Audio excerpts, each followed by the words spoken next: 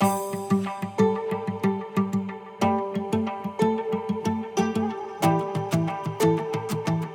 my name's Mathea. I'm 15 and I'm Filipino.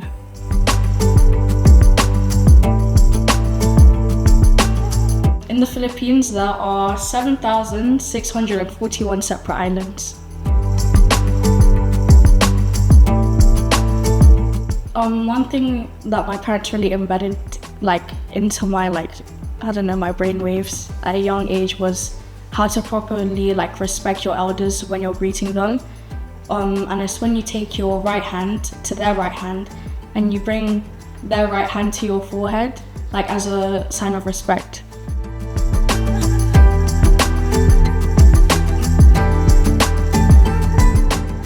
My family does speak another language at home. They speak Tagalog and another dialect which my mom speaks called Ilocano. And I think it connects me to my culture because it's like home, even though the Philippines is a whole other version away. So it brings I feel prideful whenever the Philippines gets mentioned in my day-to-day life. My favorite cultural dish has to be pancit, which is glass noodles with vegetables and a lot of soy sauce.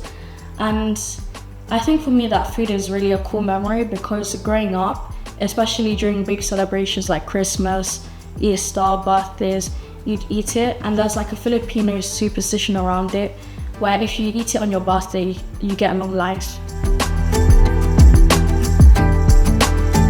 I think it's the fact that for me living in Holston, you see so many different communities being so prideful in what they do, how they act, stuff like that. So it really impacts me to also be prideful for where my family comes from because they've worked very hard to come to this country, obviously. So I think that should be a key part of my life, to be thankful and show that I'm thankful to them. I think it's mainly cultural dishes and speaking the language at home because, as I said, it's my family is bringing home even though it's miles away. One of the best things about having more than one culture is you're unique in a way because you may meet people who have the same two different cultures as you, but they won't experience it the same way as you do because you may come from the city or you may come from the province, so it's a very different story that you tell, so it's not going to be the same as anyone else's.